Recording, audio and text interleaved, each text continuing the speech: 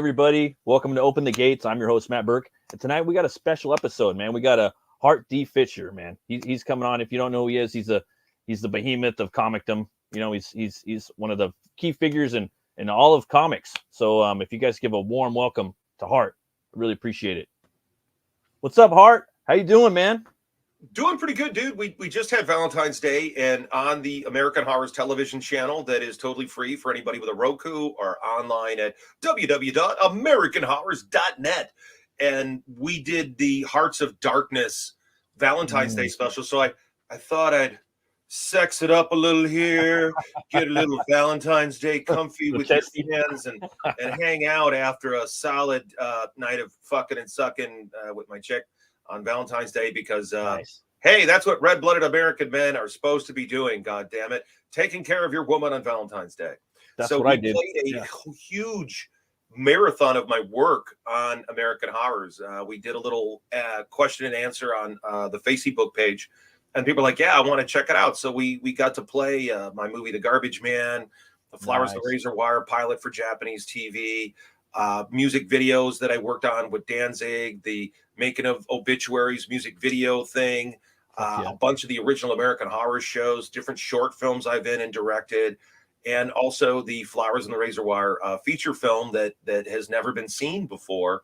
And so now you can only see it on American Horrors, totally free. And so it's been kind of fun having that playing in the background, you know. But unfortunately, I couldn't leave the channel playing on when things got kind of intimate with my lovely lady, because, ladies and gentlemen, I'm happy to say, no, I don't get erect at the sound of my own voice. A lot of people think I do, but I do not. And so if I'm on the channel, yeah.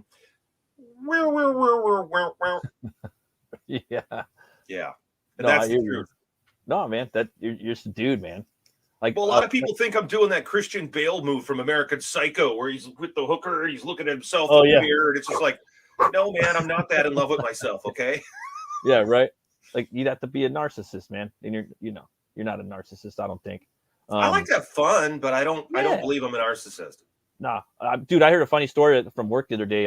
My boss was telling me that two of the guys who used to work there were coming home from one of the sites, and they were driving too slow on the freeway in the rain, and there's this guy coming behind him, just honking the horn, right? And they pull over, and the guy that gets out of the car, he's like, "Hey man, you're going too fast, or you're going too slow, man. What were you doing?" You know, and it was like, was that Batman? It was Christian Bale, you know. And I was just like, oh fuck, that's fucking funny. And he's just like, you know, he's a regular dude. He still drives a fucking like a Toyota pickup. At least now he does. But this was back in that American Psycho probably time. You know what I mean? Where he was still trying to make his bones and shit. I don't know. I mean, he's actually, even before American Psycho, you got to understand that Christian Bale as a child actor was working with Spielberg.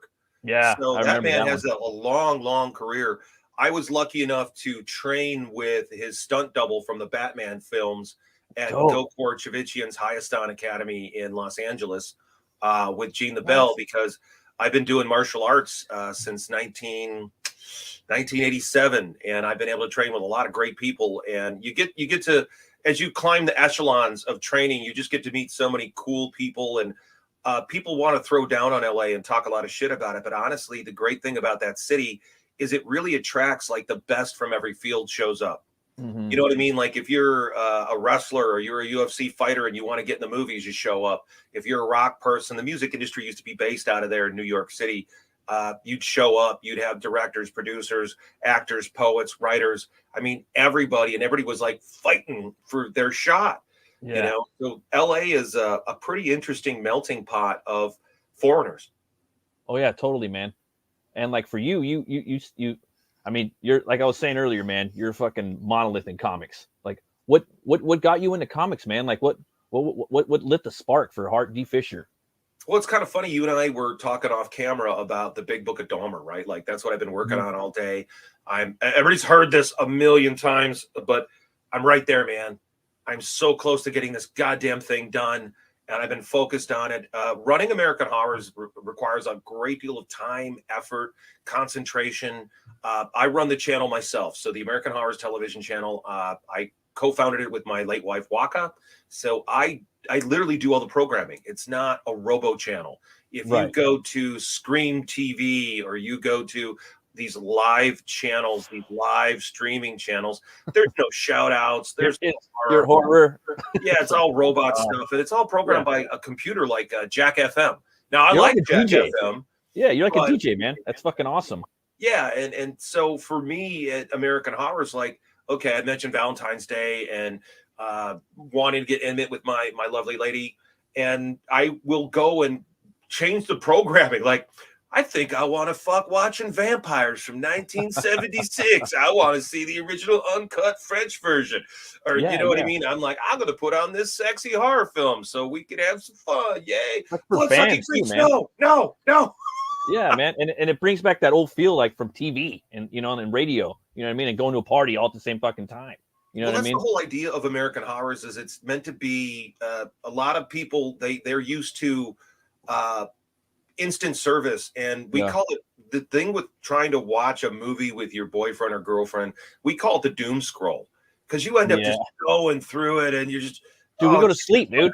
We'll go to sleep. What the fuck we're gonna watch? It's time to go to bed.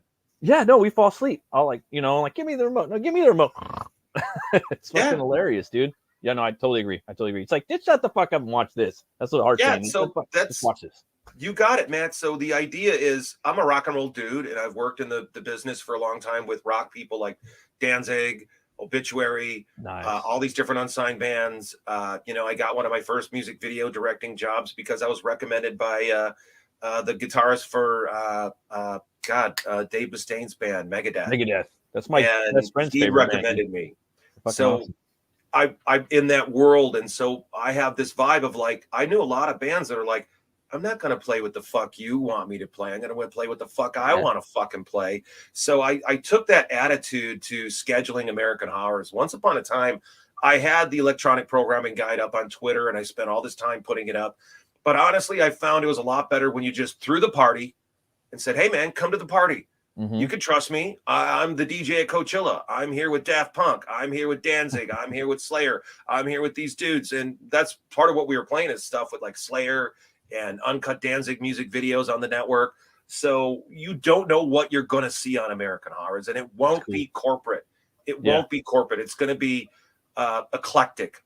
I like horror. I've been watching horror since I was a little kid.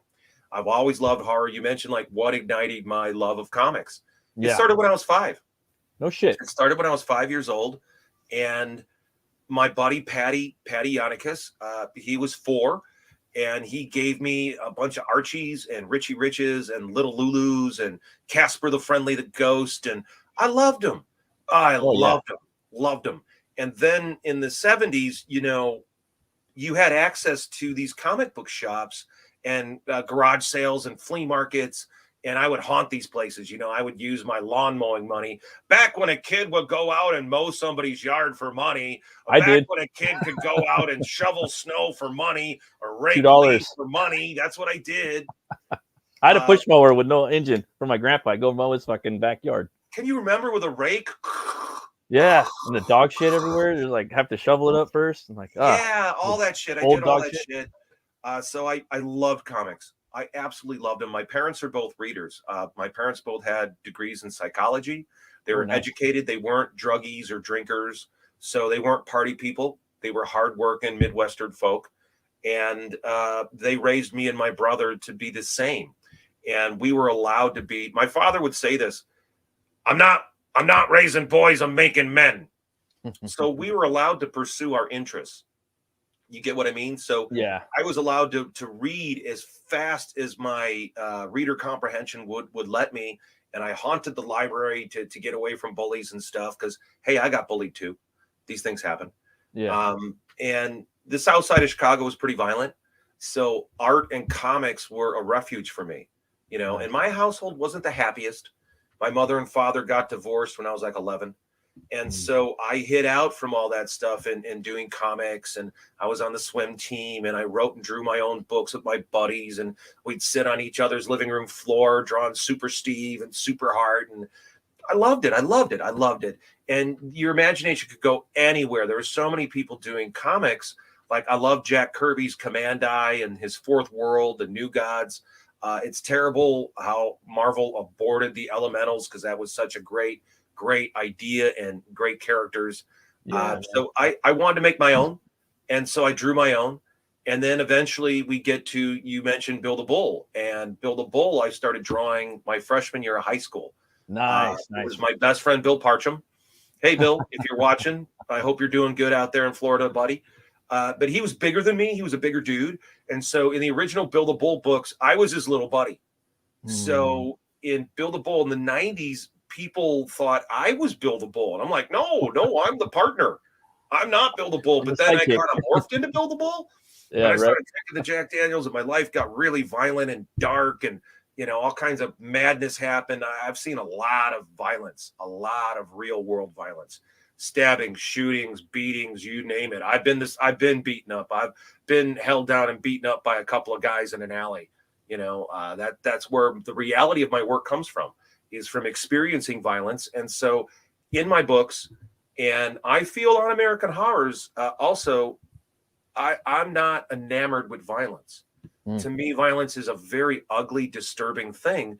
And so a lot of the films and a lot of my work deal with disturbing subject matter, because I feel that's the only way you could honestly deal with violence and war and everything that's going on in the world and people getting blown up. And, oh, man, so you just got to be real with what we're dealing with.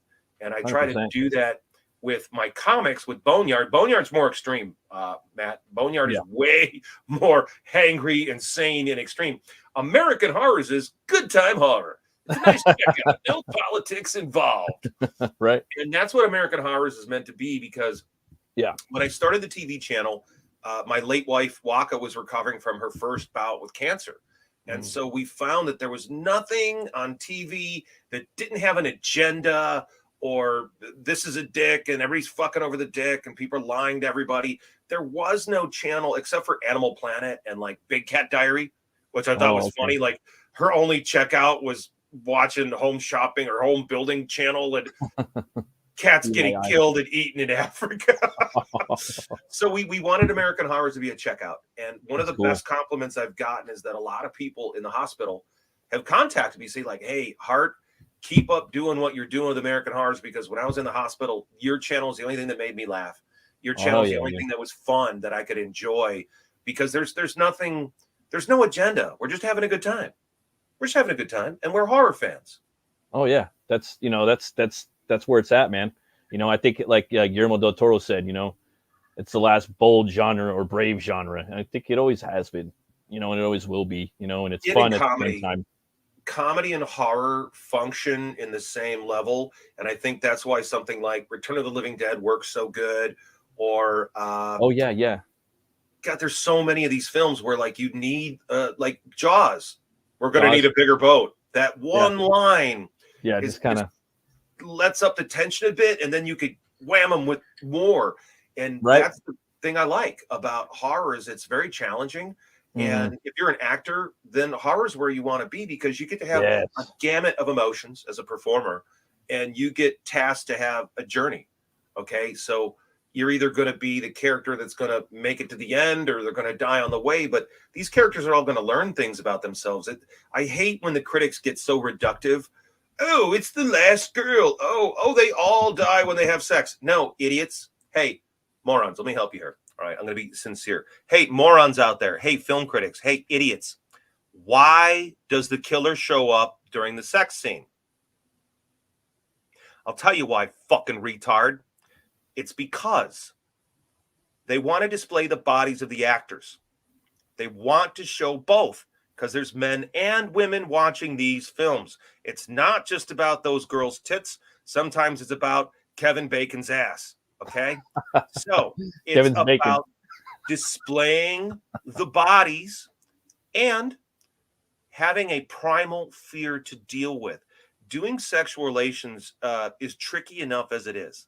Yeah, exactly. And to finally be like, wow, chicka, chicka, wow, wow, I'm getting laid, holy cow. And a monster bursts in and cuts your head off. No. Primal fear. It's a primal fear, ladies and gentlemen. So it has nothing to do with you're being punished because it's anti-Christian. You guys are idiots. You don't know anything about actual filmmaking or exploitation films. Yeah, that's true. And like on to piggyback on that, it's like you know, you're doing that, and then like a ghost pops up, you know, it's like a weird emotion. It's scary, dude. You know what I mean? Well, you're And vulnerable. it's like in the shower, dude. It's the same You're shit. naked. You're It's like naked. in the shower. That's It's like vulnerable Psycho. as hell. Like in the Yeah. shower, like a lot of the best scenes in the shower, like even going back to Psycho. Like Psycho. It's sexual and it's vulnerable. You're alone in the shower. What are you gonna do? And okay, in Friday the 13th, they've got that great scene where the guy's on top of the girl and Jason drives a spear through both of them. Yeah, yeah. But the girl is watching this, and what's she going to do? She's trapped under that guy. That's a primal fear. That's a primal fear. So it has nothing to do with this. You must punish people who have sex. That's stupid people saying that. That's a moron who does not understand what they're talking about at all. Yeah, and it's just like a critique, like low hanging fruit, like standard, like what they go to, you know.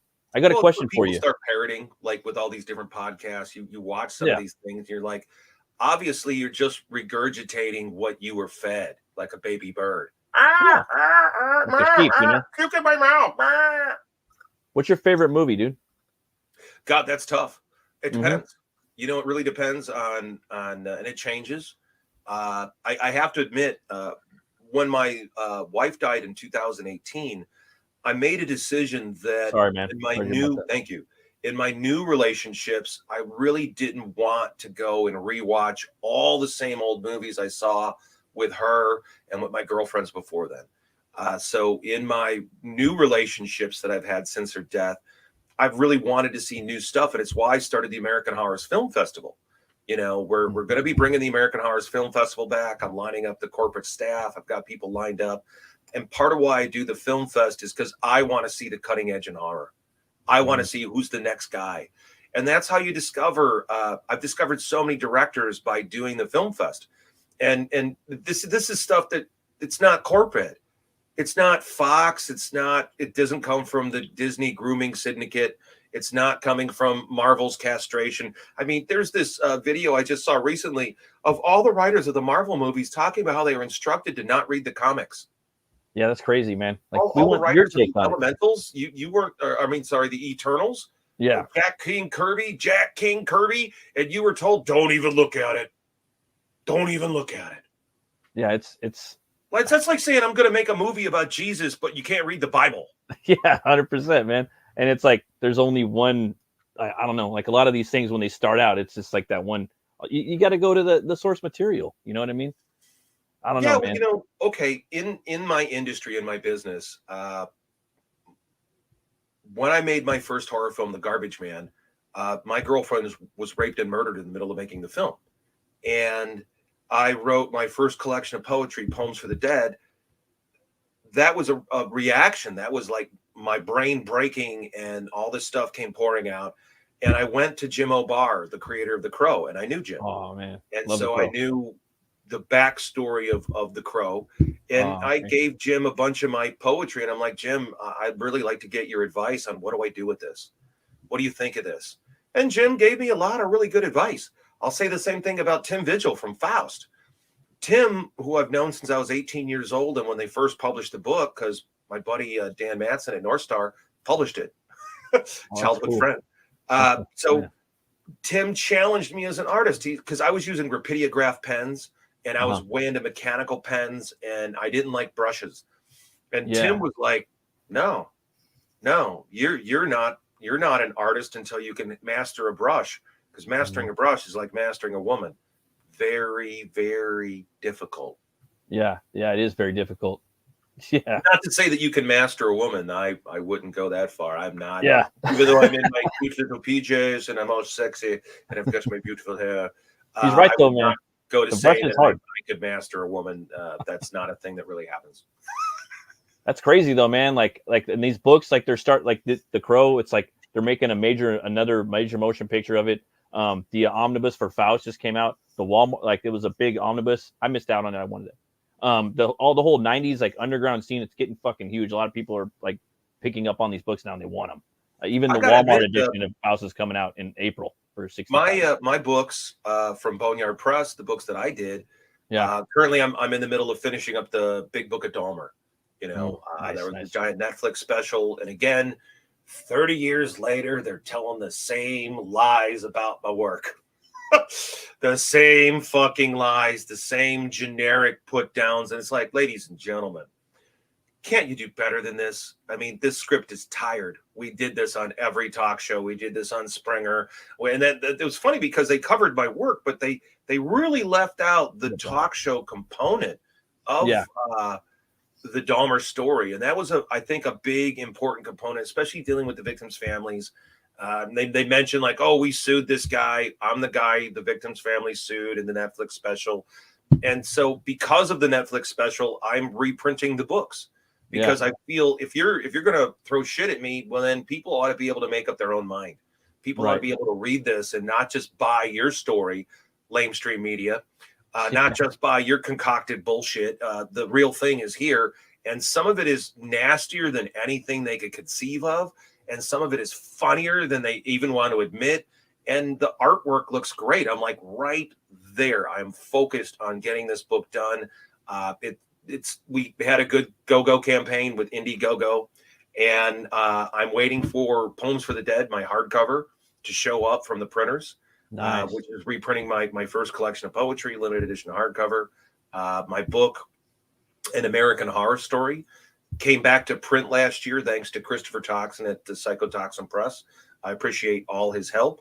And the book is available on Amazon, and it's my true crime tale. So if you want to know what it's like to be the villain on Sally Jesse Raphael, then get An American Horror Story. If you want to know what it's like to have a protest march on your house, then get An American Horror Story, or how I created some of these books or survived some of my adventures in the comic industry, because I think I had a harder run of it than a lot of people do.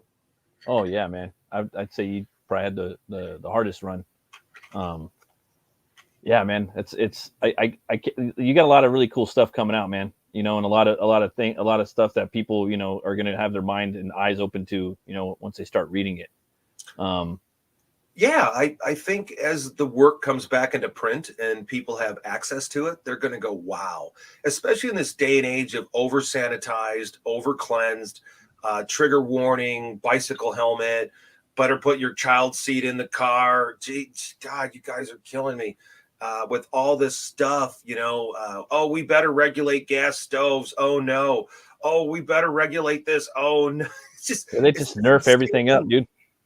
Especially with horror, which is why it's amazing to me that a film, to me, the success of Terrifier shows me the hunger for something genuine and original, and it's so hardcore. Terrifier is so hardcore, and I'm happy to say that the very first short film with Art the Clown, The Ninth Circle, has been playing on American Horror since 2011.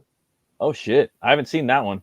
I've seen the All Hallows Eve, but I have to check that one out too. The short film is in All Hallows Eve. It's a different cut of it.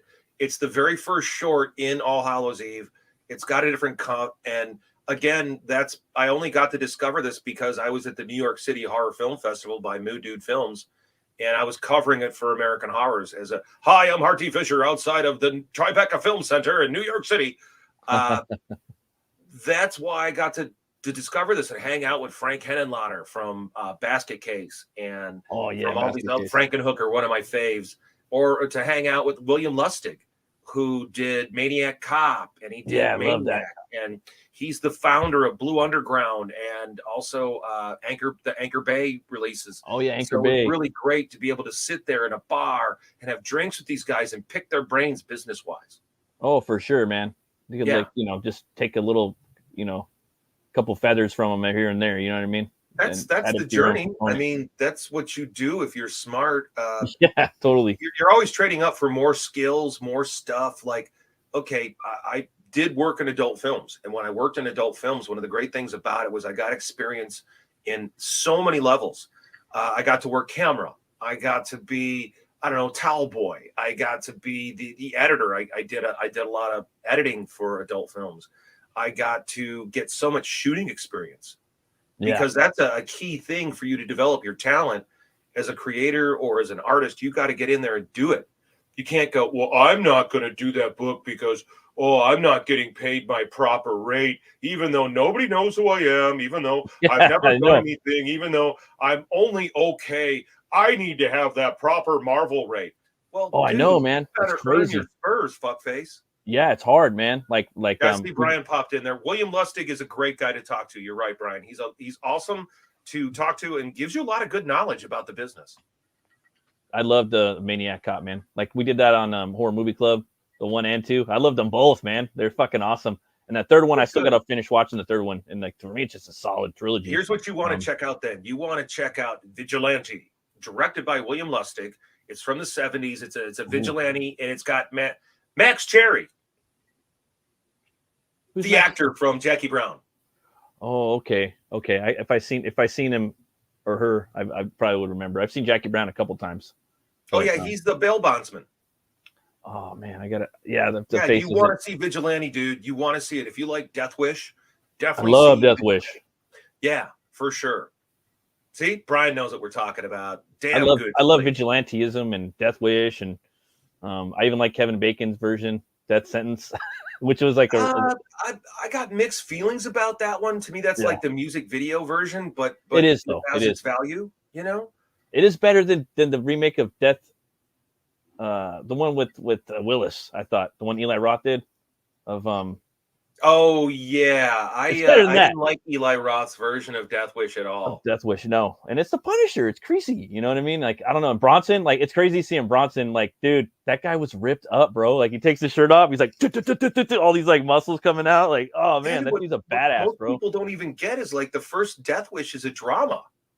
Yeah, you're sold that it's this major like he's here to kill everybody in sight. Not and like Jeff Goldblum in there, you know, young Jeff Goldblum. Dude, it's fucking it's kind of horrific in some ways. Well, it's directed by Oscar winner Michael Winner, who did a really great film with Michael Caine. God, Get Carter. Oh yeah. Get Carter, the original so one, good. Not the Stallone one. I'm not turning around. He's in there too. There's right? some parts of the Stallone one I like though. I do like it, dude. I do like that one. The first Death Wish is like the novel. It's a tragedy. Yeah, man, it's a tragedy, and you feel that, you know. And then after that, he starts turning into turning into the Punisher with 2 and 3, you know, because he's 2. I still felt it was still in the heart of it, but it had definitely way more exploitation, especially with the Jimmy Page soundtrack. Oh yeah, the guitar player from Led Zeppelin did the soundtrack for Death Wish 2. And so it's got this angry vibe to it that is not in the original Death Wish, and then after that, it just becomes a cartoon.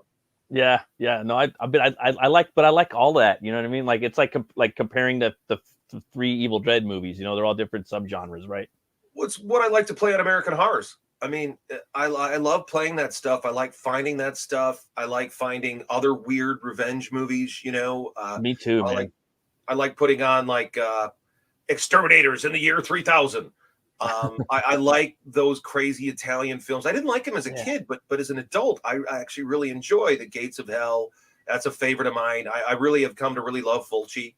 One of these films, Don't Torture a Duckling, which is absolutely, oh wow, whole chain in the face. Damn, it is good, but not The Beyond. It's more of a mystery. Yeah. It's weird too. Like you age, you bring in all this different knowledge that you have of art and movies and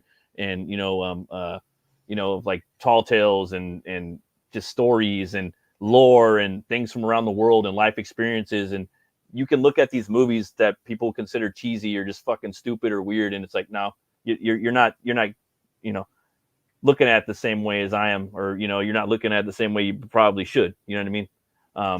A lot of these movies they're smarter than they are. You know what I mean? They just think they're smarter than they are. And it's I will go back to Mel Brooks' History of the World Part 1. I got that. They have the first painter, and then you've got the guy comes up and pisses on it. And it's like the first critic. Yeah, right. The first critic. Well, a critic is nothing more than a parasite. Ladies and gentlemen, that's right. A critic can't exist without the artist. Oh, gee, he's a tick on the hound. Yes, you are, critics. Like someone said, and I'll use it, like there are givers and takers in this world, and artists are the givers. And I do believe that, It's a little of both. I mean, I'm selfish. Okay, we were talking about my poetry. Get your art out.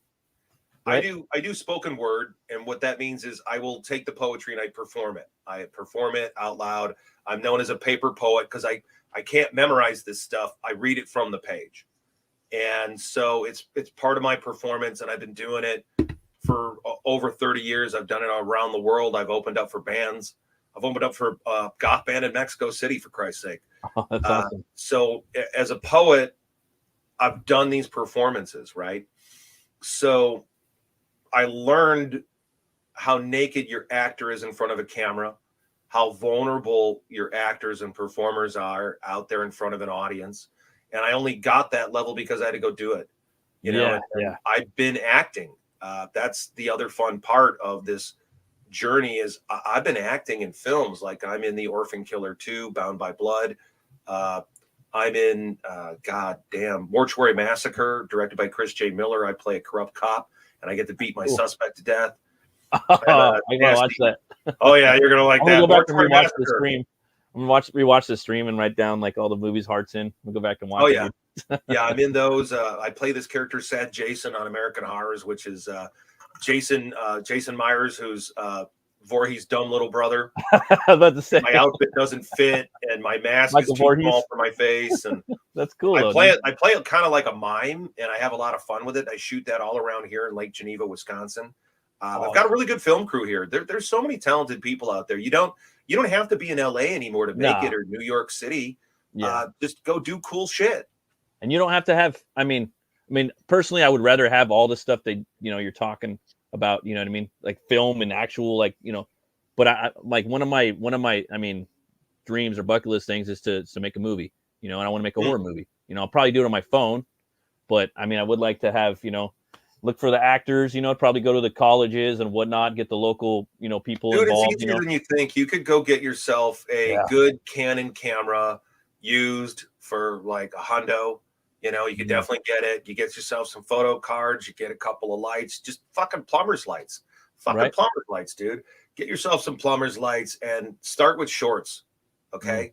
That's how it works. Don't kill yourself. A feature's a war. So for filmmakers at home, you could go do a short in a weekend. Yeah, right. You can get it done in a weekend, and you don't need that many actors. And frankly, you'll find that when you go out and meet your other business leaders, like for me here in Lake Geneva, they've been great.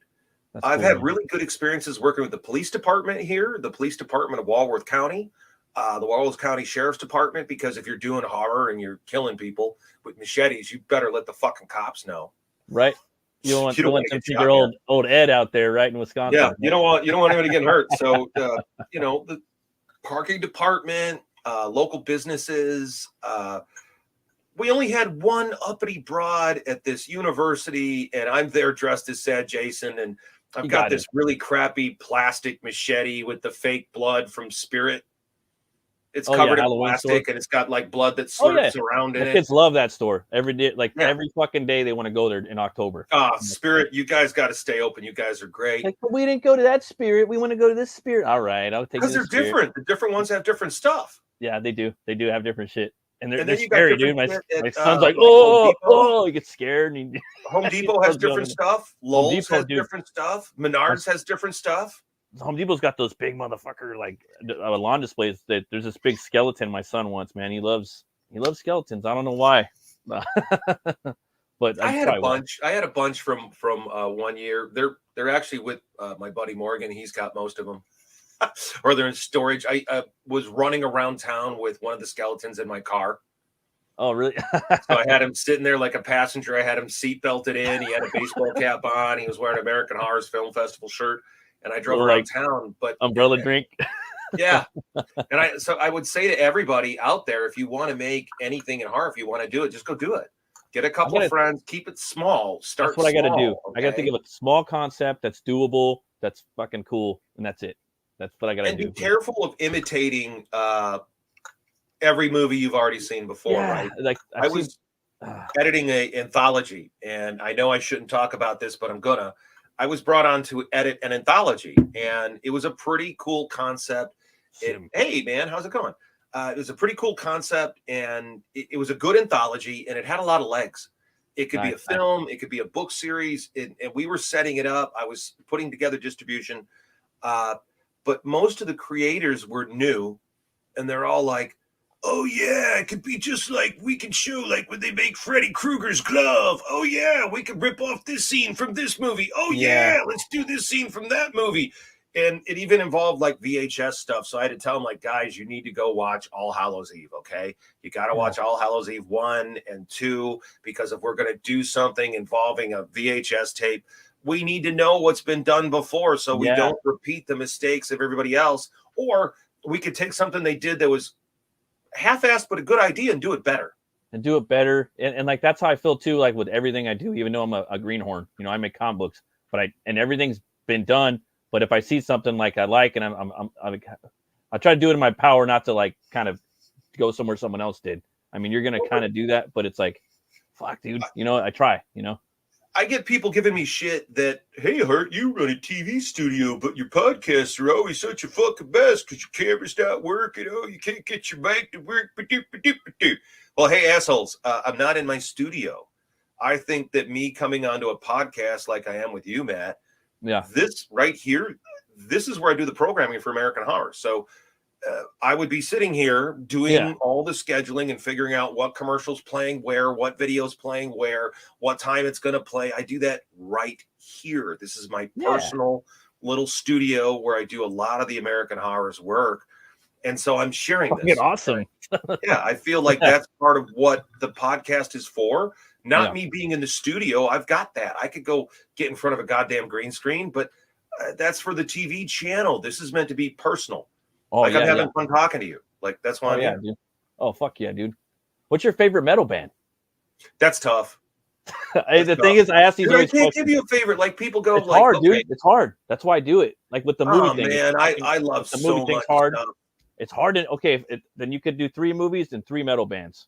Oh God, I mean, it's hard for me. Dude, I'm having fun on Spotify finding like some of these obscure metal bands I was into, like Wolfsbane, or God, I mean, I love Danzig. I love Slayer. I love Metallica. Obviously, those are the big easy ones. But also, I'm a huge Manowar fan. And if you know Max Devill from Atrocity, you know, Kings of Metal. Yeah, dude. I love Manowar. That's a guilty pleasure of mine. I really like Andrew WK. I like Andrew WK a lot. Party metal. Yeah. Mm-hmm. Yep. I like a lot of that stuff. It keeps cycling. What am I going to listen to? Like if I'm hanging out with some friends and we're having a couple of drinks and we're just talking, I do that a lot. Like the come down is just to hang out in the living room with some friends and have a couple of drinks, and maybe we got a pen. Oh yeah, for sure. Yeah, a little bit. And we either have the American Horror's channel on, or we just got music on and we're talking. Oh yeah, we're talking because I'm around a lot of high level business owners. Like training in the martial arts, I got to train with the best. You know, I got to train with the Ho brothers who did all the stunts in the original Teenage Mutant Ninja Turtles movies. Oh, that's awesome. Yeah, love that. I got to train with some of the first Americans on the first Olympic Taekwondo team. Oh shit! I did Taekwondo. I got to go train with Gokor Chivichian, who is this insane. He's actually a living treasure of the country of Armenia. Super duper judo champion, Russian Sambo champ. Getting to train with Gene the Bell, and you might have seen the video of me getting choked out by Gene. You should do a fucking like horror martial arts movie, dude. And, like, I actually wrote one. Oh, really? I actually wrote one. It's vampires and hip hop kids, and it was actually optioned by DreamWorks at one point, and Tyrese Gibson right after Too Fast, Too Furious was attached. I remember that. And it went to the top, and Bob Weinstein read the script, and he's like, I like it, but I don't love it. And then it went to Dimension, and not Dimension, it went to DreamWorks. And I was working with producers there, and we did another draft of the script, and right when we thought we had it, you know, my guy gets let go, and so every project he was working on gone. That's how it happens, right? Like one person leaves, and then it just the whole bottom of the floor falls out after that person. Yeah, the thing I would tell people about making films, and they go, "Oh my God, it's so hard." Well, to quote William Lustig, it's never been easy. Yeah, right. I don't think it's ever been easy. Like every fucking movie is a war, right? That you make, right? My Like first film, The Garbage Man, when I got distribution, it was their best-selling movie for the company, and I never saw a dime. And that's when my wife was recovering from cancer. I didn't see anything. In fact, the owner disappeared. He took off. Yeah, I got my first sales report, and they're like, "Oh my God, it's selling so good!" And they had used me to take out full-page ads in Rue Morgue, Fangoria, and then they didn't pay for it. Fucking horrible, man. There's some horrid fucking scum, dude. And then the magazines were mad at me, like it's my fault. Like, okay, I just booked this. Okay, I'm not. Yeah. It's not me. It's not. I booked this. I did the graphic design for it. I put it all together. They fucked me too, guys. I got fucked too. I did not see a dime on this. I did a director's cut for this company of their film. My name, something about Alice. God, can't remember. But they fucked me on all of it. This stuff happens in the business, and it just happens. So this notion of like, it's only you. Oh, you're the only one, huh? Dude, it's a brawl. It's an all-out brawl trying to make your movies, and especially trying to make a living at it. Trying to make a living is hard. And I want to thank everybody out there who's been buying the Boneyard books, because American Horrors was off the air for almost 2 months straight while I upgraded the channel last summer. So I upgraded the channel, and I had to spend every penny I had to do that. At the same time, I had no money come in for 2 fucking months. So I would say that everybody, you guys who bought books, you guys who bought mystery boxes, thank you. You really helped me. You really fucking bought me sandwiches. You know what I mean? Like, you guys bought my rum and cokes. You bought me sandwiches. I really, really appreciate all those online sales and the resurgence. I got to thank Ed and Jim from Cartoonist Kayfabe. I think they've been instrumental in the resurgence of Outlaw Comics. And I think Ed Plisker's Red Room is pretty damn good. I think it's pretty damn good. I mean, I harp on the guy sometimes, but I think he's getting better every issue. I hear it's pretty good. I think Preston was saying it was pretty good. He's getting better every issue. It's not Boneyard Press mean, but it's pretty mean. And this is your shop right here. If you guys down at the bottom, AmericanHorrors.com. If you scroll down, once you get to the main site, boom, you'll go to shop. And hey, man, go from newest, sort by price. Go right there to that thing and go sort by newest. All right.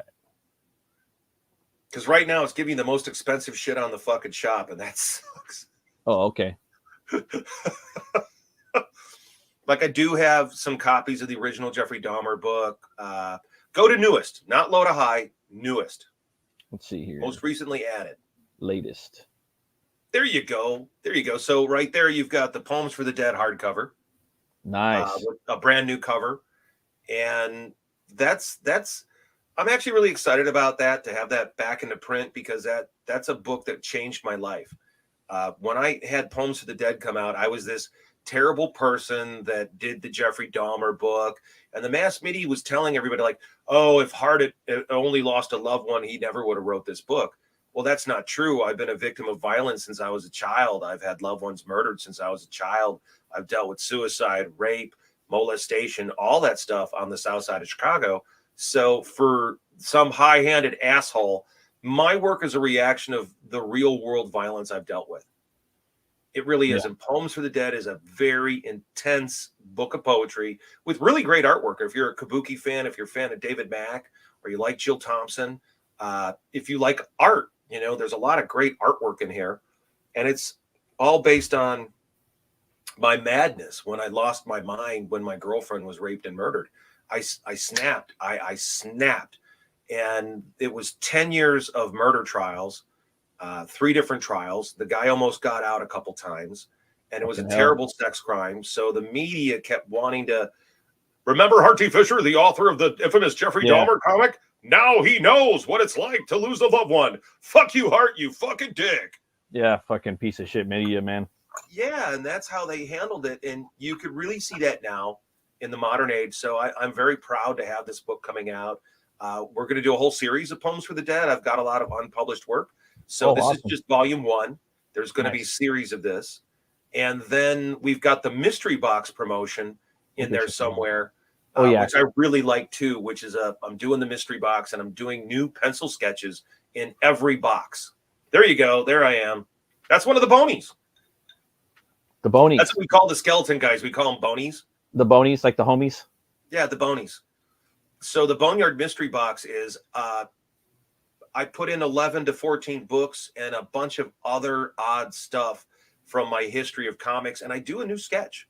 So I am drawing from my original sketch pad. So like, I think I might have mentioned this on the other show. This awesome. Is, oh, I can't show that. That's a drawing from Hustler. We can't do that. So these are original Dark Angel pencil sketches from 1991. Like, I'm trying to get the martial arts moves right. That's and this awesome. Is right at the advent when DVD came out. So you could pause a DVD and you could do sketches from the DVD, and you could kind of try to get the posture right. I love that, man. So, thank you. So these are my drawings from 30 years ago. And in here, in the book, I am doing new drawings. These are still old ones. So I'm doing new sketches. So when you get your Boneyard mystery box, you're going to get a new sketch from me on this paper that's 32 years old. Damn, actually, that's awesome. 33 now. Like, this is my character Paingrin. I like that, dude. That's awesome, man. I like the shadow right there, the folds, the wrinkles. Mm-hmm. And man, we got to check out some of your books, man. More your work. I think so. Got to get it out there. Like, I just had a video come up with the book Night Cry, and in there is got the first appearance of my character Spike the Clown, Bagman for Satan. And it's before satanic clowns were hip. Right. Before Spawn and shit. But this guy is totally a character I've been drawing since 1998, and the Night Cry is really rare. Author Joseph Monks, co-creator of Cry for Dawn with Joseph Linsder, he passed August 19th last summer. A lot of the people I worked with are all gone. You know, so many of the creators and okay, if you watch The Garbage Man, most of the people in The Garbage Man are dead. They're gone. That's crazy. Yeah, it is pretty crazy. Every year, man, just people are just dropping, you know. Like I was telling my buddy, you know, got to go see bands just on general principle, you know. Like a lot of them aren't going to be here pretty soon, you know. A lot of people are just fucking dying. Dude, even bands you don't like probably they're just kind of, you know, kind of cool. Like they might have some good songs. Go check them out. We're watching. Okay, so we watched some of the Valentine's Day special because it's fun, and thank God my girlfriend actually likes this stuff. So she enjoys it. So it's not like I'm like, hey, I'm going to pull a Larry Sanders moment here. And we're going to have to watch everything I've ever fucking done. And you got to like it. So in this, we had Obituary, the band Obituary, and their godfathers of death metal. And I got to go do the first music video that everybody in the band liked. Oh, yeah. So I'm watching the making of the video clip on American Horrors on Valentine's Day. And I'm sitting there looking at Walk, and I'm like, yeah, Frank and Ralph are both dead. Oh, Ralph from Deicide and Frank Watkins, one of the original founders of Obituary. And I'm like, both those guys are gone now. They're both dead. Or there's other interviews, and I'm like, she's dead. He's dead. She's dead. Oh, his brother, yeah, he's dead. Oh, he's dead. He's dead. He's dead. So it's kind of really odd for me to watch the channel sometimes, because for myself, I know it's a horror channel, but it's filled with ghosts. That's crazy, man. That, like, I don't know. You're just looking at people that are not there. Like you said, it's filled with ghosts. I started the American Horrors television show in 2008. We had a deal with the Global Broadcasting Company, and it was their idea to make me the host. I was just a director then. I was a guy who got into trouble and was on TV. And then it was hilarious because it was a Christian-centric satellite channels that were going to run across Europe, across Sweden, Spain, Norway, half of the Soviet Republic that was now Russia. You know what I mean? The Soviet Union collapsed, and all these different folks. So we were going to be part of this Christian channel. And I met with these three black ladies that looked like the same kind of ladies that were yelling at me when I did the Dahmer book, and they were Christians, and they were like, no, we want you to host. Part of the deal is you got to host, and we want you to do a 2-hour block for our channel of horror movies for Friday nights. That's and awesome. I'm like, okay, cool. So we cut the first American Horror shows for broadcast television. And then the real estate collapse happened in 2008 and 2009, and it wiped out so much in LA. Like, so many people I know lost their lives, lost their houses, lost their businesses, lost everything when that happened. So it really reminded me of the lockdown. I saw so many people lose everything because of the lockdown. Again, their businesses, their restaurants, their bars, gone. That's crazy, man. I live out here too in LA. I mean, we used to live out here, but it hasn't changed. I mean, well, where are you in LA? I'm in Bellflower. So it's kind of, it's not that far. I'm more like closer to Long Beach. No, I get it. I almost moved to Long Beach. Oh, okay, cool. I've been here forever, like my whole life, but I lived there. I moved out there in 1994, and I moved into Granada Hills in the Valley. Then I lived in Los Feliz a little bit, and I lived in Mount Washington, and then I ended up in Highland Park. And I was there in Highland Park for 15 years, and that's where the whole story came about with Billie Eilish growing up next door to me. Oh, that's crazy. It's crazy how like all these things, kind of happen to you. You know what I mean? I'm her first director. It's hilarious. I'm left out of the Wikipedia. They don't want to admit it. Crazy, because I know where the bodies are buried. I know where they're lying. And she grew up next door to me, and she's in the opening credits of the original American Horrors television show. She's a little girl with blonde hair and a black dress. And I believe she's like 8 years old, maybe younger. And we shot stuff behind her house where she grew up. And her father, Patrick, was a really good carpenter. Patrick was really good. He really was good. And so he built this really cool little tea house for her and her girlfriends. So we shot some of the opening credits for American Horrors in the tea house. And I've got stills and I've got video footage that we haven't utilized yet. And then I hired her to be on. Hey, Dan.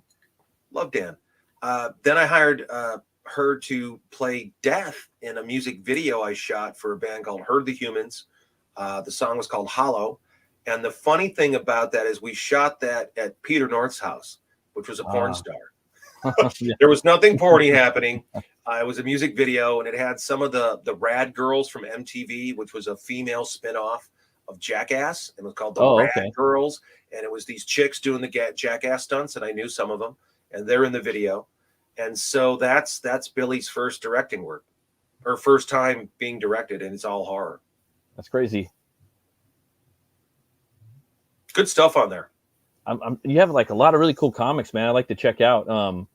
I recommend Ginger Hill Attacks, and I do recommend the mystery box because you're going to get the most bang for your buck because a lot of these books are expensive. You know what I mean? They're vintage, they're mint condition. So some of the books in the mystery box are a little banged up. They're not mint. A lot of them are totally mint, but some of them, like I've been putting in Gerard Way from My Chemical Romance. I've known him since he was 15. He started working for me as a 15-year-old kid. And so we published his first work, On Raven's Wings. Now, On Raven's Wings #1 is sold out, but I have copies of #2.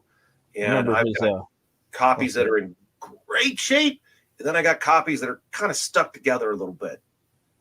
Yeah. You know what I mean? We had a flood in the warehouse. Yeah. And so moisture got into the box. So some of them, they're still great to read and they're neat to have, but you don't have to pay $250 to get it.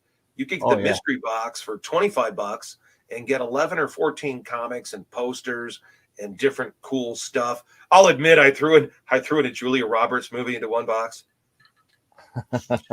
I've thrown in T-shirts, I've thrown in hats, I've thrown in all kinds of neat stuff because I really like the social media age of, it's really cool to have your fan be like, I got my box today. Look at all this cool shit. Yeah. This is great. I'm so happy. It is fun. People are so focused on when somebody talks shit about them on, they said this about me on Twitter. They said this about. No, I'm cued into the joy. I'm cued into the, why do I do this? I really like doing comic conventions. I love signing books for the fans. I do not charge for my autograph. So when you get the mystery box, I'm gonna sign it.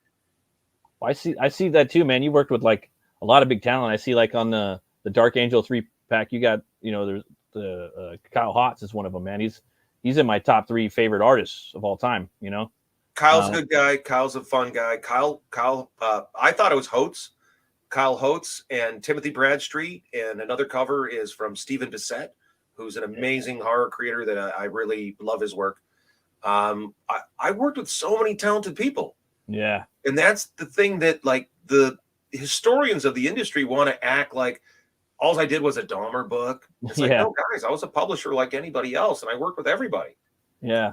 I remember you were saying you worked with like John Cassidy. Didn't he start with you too? Yeah, John Cassidy started at Boneyard Press. Yeah. I won't get into the story about John at my house and what he woke up to on my couch. I like you too much, John, and I've told that story before. No, these guys are all great guys, and I always wanted my people to be successful, like Frank Forte, John Cassidy, Albert Halasso, author William Harms, Duncan Rouleau. I believe he's got the big hit, like what's it, Ben's 10 or something like that. Yeah. I'm happy for them. I want them to be successful. I'm contemporaries with Billy Tucci from She, and I'm so happy for Billy that he's been so successful. Me and Max Devill from Atrocity Press. We're pals. We're buddies, and I'm happy for them. That's where you really want to be as a creator. You want to celebrate the victories of your compatriots, and you can celebrate the death knell of your enemies, as I've buried Chiller and FearNet. Yeah, I remember those. I remember FearNet. That's funny, man. I actually want to come on your site, man, and pick up a lot of stuff. Dark Angel, do you have 1 and 2 on here, or just the 3 right now? Here's the cool thing is, right now, the original Dark Angel 3-pack, what I mean is original is, I found a stack of 10 of these things in the original bag, signed and boarded from 1994. That's awesome. So when I say original, I fucking mean original. So right now, there's the Dark Angel 3-pack signed 1997 series, and that's got the covers by Kyle and Tim. Kyle's inked by Tim Bradstreet, who did all the Punisher stuff. Yeah, I remember him. Another cover's from Stephen Bissett, and then the first cover I did the first cover. That's cool. So I've got those, and when I was in Chicago last week, I just found pristine copies of the very first Dark Angel, the very second Dark Angel, and the original Gothic Red series, and the Night Cry books, and Outlaw Nation. And it's a joy because I keep finding this shit. I'm steadily cleaning through my Midwest stash, and you don't know what's going to be in the box.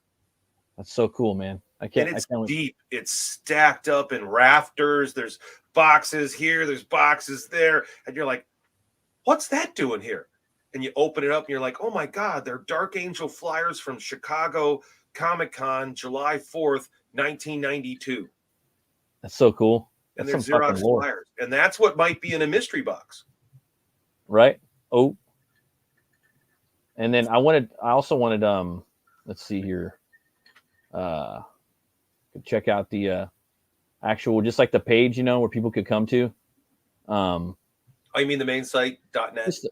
Just the main site where basically people can check it out, I will apologize to everybody that I need to update the website. American Horror's Classic is down right now.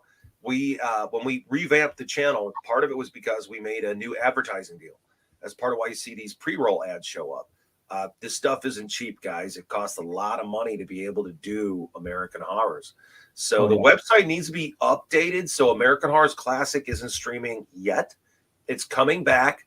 It will be back. But God damn it, I got to get the Dahmer book done first. I got to get the Buildable Omnibus done first. Then I will bring back American Horror's Classic. This right here, like for me, like I'm like, I'm like driving home from work. I can go on my phone and I could click on this and I could like literally watch it on my phone while I'm driving. And you can hit play if you want. I mean, I'm cool. I'm the channel owner. For sure, man. So you guys, I give you permission to stream. Oh, boom. Is it like cigarette? Yep. So you can just come right here and watch it. You know what I mean? Or you can watch it at home on Roku, or you can just watch it on the internet. So for me, I like to watch this, on my breaks, at work or Funny when thing I'm is, I was driving. I'll working put on it the on, listen Dahmer to book it, and the other glance day. down. Okay, I use music to help me meditate and stuff.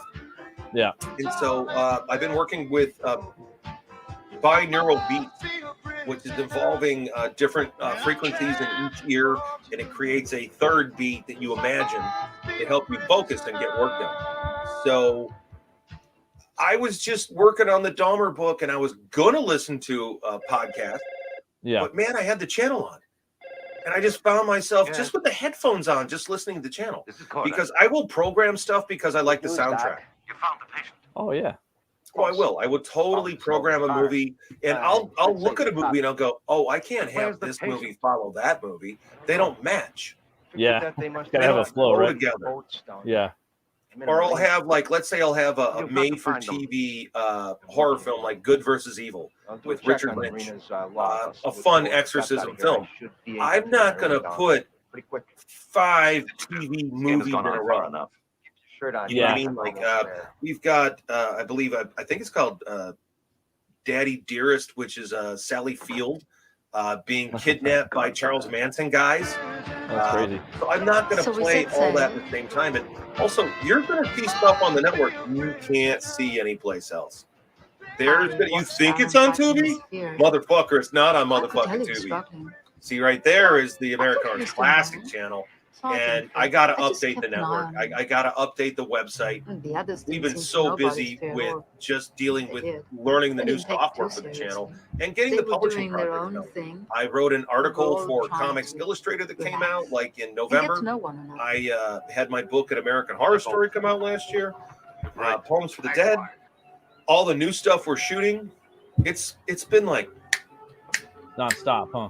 Yeah, and then there's the advertising, because I've made our airwaves available to regular filmmakers now. So let's say you're a guy who's got a new slasher film on Tubi, but you keep getting bonged by Facebook. Facebook won't let you share you shared too many times. It's inauthentic behavior. Oh, you're sharing too much your clip.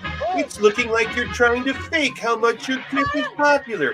Oh, we're going to regulate you. We're going to regulate you. We're going to regulate you. Well, motherfucker, the guys at Psychotoxin Press flat out told me, Hart, when we started advertising on your network, sales went up 52%. There you go. Fact. Yeah, our advertising starts with ad packages of $215. You can't get that on fucking Hulu. You can't get that anywhere. And I'll look at this right now. I'll tell you right now. What's our viewership? Let me go to the daily stats here. So, yesterday, 8.5 thousand viewers. Day before, 8,000. Day before, 9.2K thousand. Unique visitors a day, 800, 900, 800, 715. It's a lot. Dude, are you hearing me? This is every fucking day. So fuck this spin through. I don't even know what. Have you ever watched your girlfriend go through her phone? Yeah, exactly. So you think your sponsored ad at Facebook is going to get seen by fucking Dick All? Or how about this one? I got a bunch of followers. I had a guy say this to me on a podcast. He said, oh, well, I advertised on Facebook and I got 200 new followers. Did you get 200 new sales? Yeah, that's a good point. The author of The Black Scorpion, he advertised on the network. Bang! Immediately, his sales jumped in the first 2 weeks. Now, granted, he did an ad buy for the whole month, and he found it kind of fell off after a while. So I do recommend like 1 week and 2 week bursts. So you do ads, guys, like say like someone's got a comic or a channel they want to advertise on your Kickstarter program. Kickstarter, right? Maybe they can DM you on. Like I'll say it, you've got a new movie on Tubi. How the fuck are you going to advertise your extreme horror film on Tubi when you can't show shit on fucking Instagram? You can't show it on Facey Fucky. You can't really show it on TikTok. What the fuck, man? But if you take your ad out on American Horrors, I can guarantee you motherfuckers are going to see it. Yeah, it's more focused. Worldwide, man.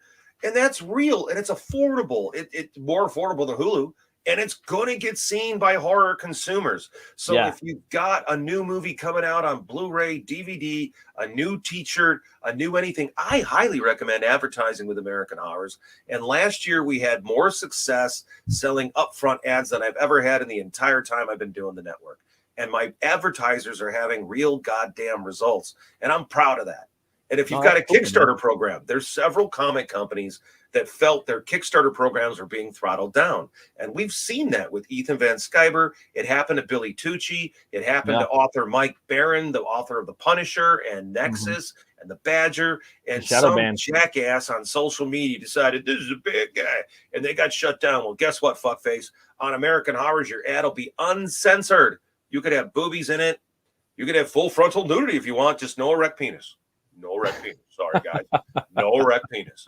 And if you want gore, if you want this stuff in there, just no dog mutilation, you know. Yeah, fuck that. But it's yeah. You gotta have some rules. You know, your heart, you know, it is what it is. But you know, that's cool, man. And like what you're saying, you know, like I got a horror book, you know. Maybe I might want to go up on there and pull out an ad with you. That's fucking focused horror audience. You know what I mean? Yeah. And it's global, you know, and really it's not like, here's another one. How about this one, Matt? Some lizard fuckers saying, no, you can't show this. You know what I mean? Basically. In the audience for American Horrors, I can say this with certainty and knowledge. You've got movie directors watching. You have film producers watching. Executives from Turner Classic Movies are watching. People from AMC are watching. People from MGM are watching. People from other publishers are watching. Members of rock bands are watching. So what I would say to you is when you're at American Horrors, it's not how many followers you have, it's how many leaders you influence. And that's been a mantra of mine for a long time. I'm not interested in the sheep. I'm interested in influencing the shepherds. So if you're a creator and you want to build your brand and you want to reach filmmakers that maybe you want your book to be made into a movie, maybe you want to reach a news outlet, maybe you want a band to work with you as a director. This is how you do it, guys. This is the real thing. It's not fake, and you won't get sent to the back of the bus because you're extreme horror. You'll be right there with everybody else, man. No, I agree, man. And it's like horror. It's kind of like a weird sell sometimes, you know, and like you got to find your audience, you know. And hey, hold on one second, Matt. This could be an audience. Hey, help me out. Joe Boo needs a refill. Yeah, I wish I could do that right now. Hey. I would get up and just like abandon my stream, but I want to go. I got my Kraken in the fridge, and it's on the other side of the house. So it goes all the way back to like the private detective series, My Girl Friday. You know, and I love all those classic. Do you read a lot of novels, Matt? Do you read books? Dude, I don't. To be honest, I don't have time. I got this Robert E. Howard Savage Tales of Solomon Kane. That's what I've been reading. I've been reading that. The only books I really read are comics. And I usually do like one a week. And it's because I'm working on, well, I work a full-time job. So I'm doing that 6 days a week. And then on the time when I get home. Do you mind me asking what your full-time job is? I work in, let's just say I work in cannabis. What are you, a male stripper? You sound so embarrassed. You're like, what are you, a male stripper? Do you strip in your underwear for a living? Are you Matt Mike? No, I work in cannabis, but that's what I do. So I'm doing that all There's nothing wrong with that, bro. And and it's a long days sometimes, but I do that, and then when I come home, I work on my comics, and then a couple nights of YouTube, you know, and then I'm trying to watch the movie of the week for Horror Movie Club too. So, and I got kids, so and then that's like my main thing. You got 2. Do they freak out about your horror thing, or do they like it? No, I mean, they like horror, but I mean, it's got to be age appropriate to what the type of horror they like, you know? So if I'm doing my Butch Cleaver stuff, which is like rated R stuff, I'm not going to show them. I mean, I'll show them the character, but I'm not going to show them the works inside, you know? Try to keep that away, you know, until they're a certain age. It's got to be age appropriate, you know? Well, every kid's different. So when I was selling books at the conventions, and if I had an underage kid, I'd be like, bring your parent by. Bring your mom or dad by, you know, and I'll talk to them and let them know what's in this book. Like that's why we have the extreme warning. Have you seen the extreme warning on American Horrors where I start yelling at the camera? Oh no, no. Mom, Dad, Dad, get in here. Your kid's about to see something really fucked up, and it's going to be your goddamn fault. Yeah, all You're your never fault. going to unsee this shit. Totally.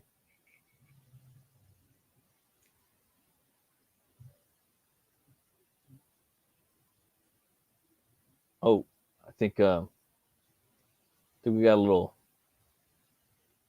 robot, but yeah, that's good that you do that. I didn't tell anybody yet, but I did on the last show. Basically, gonna be relaunching a second chance campaign for Butch Cleaver 2. I'm gonna have the second book up on there and the first one too, so people can pick it up.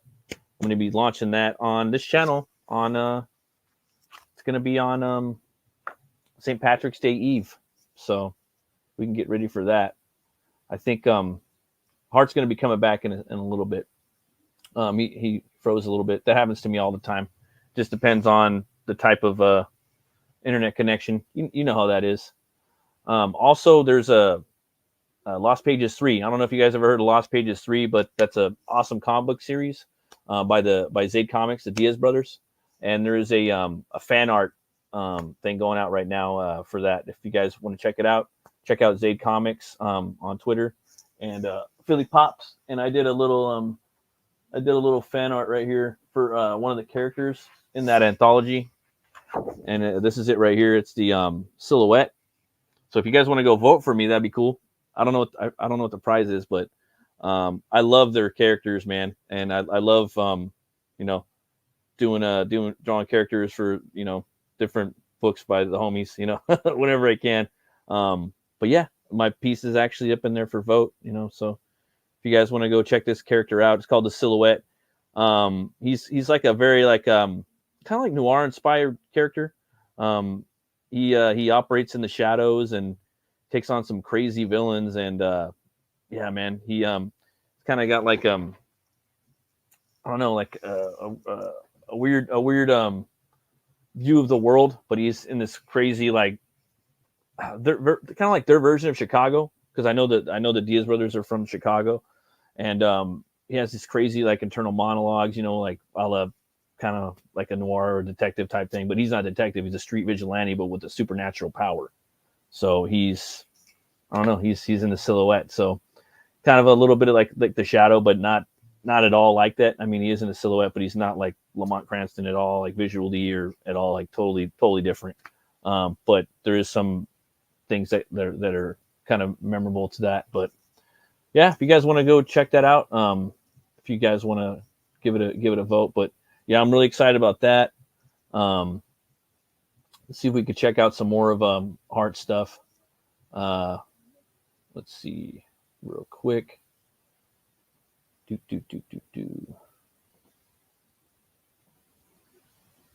really like, for me, I'm trying to go in and pick up a lot of these 90s comic books, man. Like a lot of these outlaw books. And Hart is like, the fucking OG of that. I want to pick up this Dark Angel series. Looks fucking dope. The other one that he was talking about. And I'm not just saying that because, I'm having him on the show. I actually want to go and fucking check out these books and pick them up when I get a chance. The box sounds fun. I want to get one of those too. Just because I think that would be a pretty fun kind of immersive experience. Here we go. $20 ain't nothing. Then you get the shirt right here. NPR again with Hart right on there. That's pretty cool.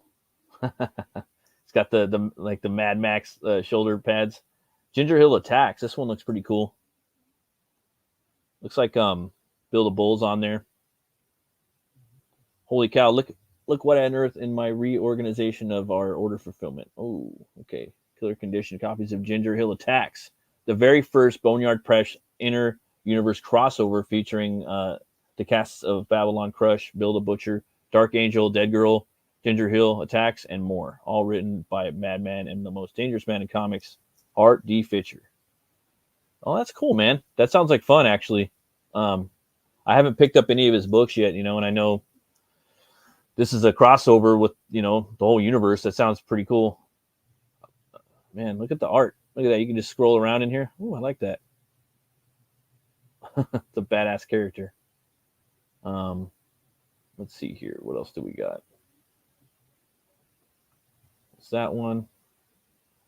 Tears. Yeah, he just got some interesting content on his site, man. American Horrors.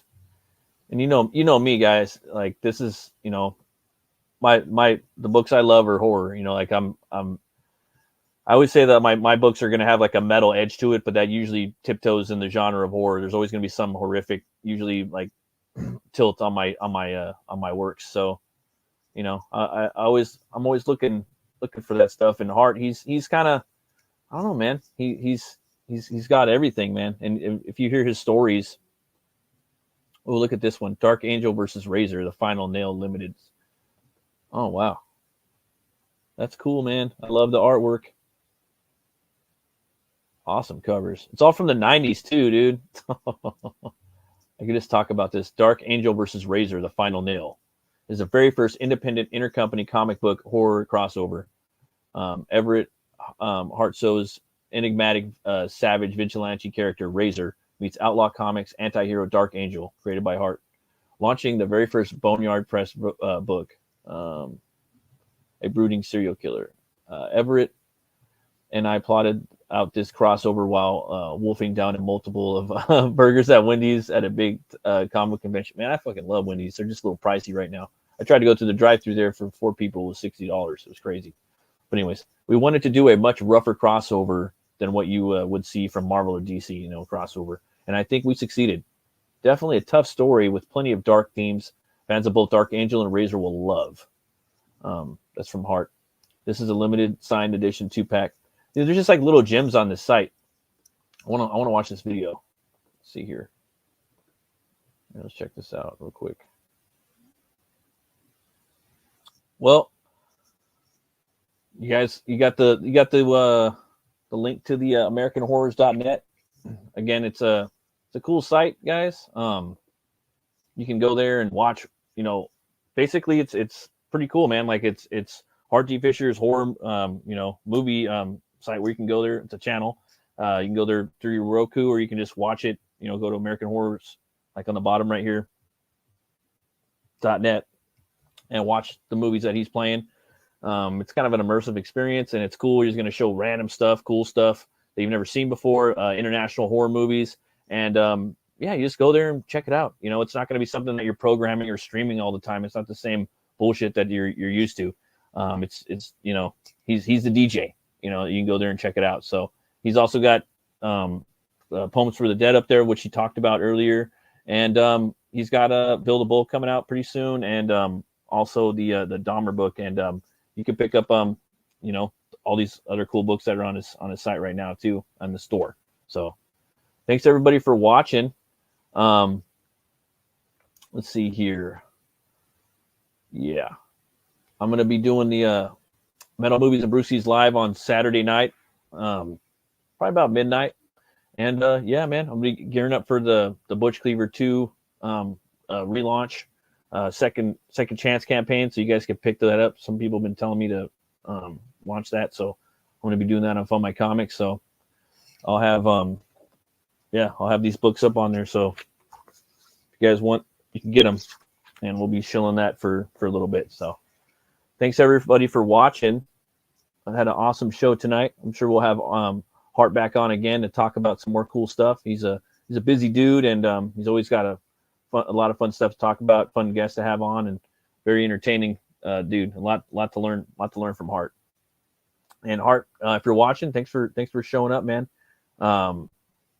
It was a blast having you on here.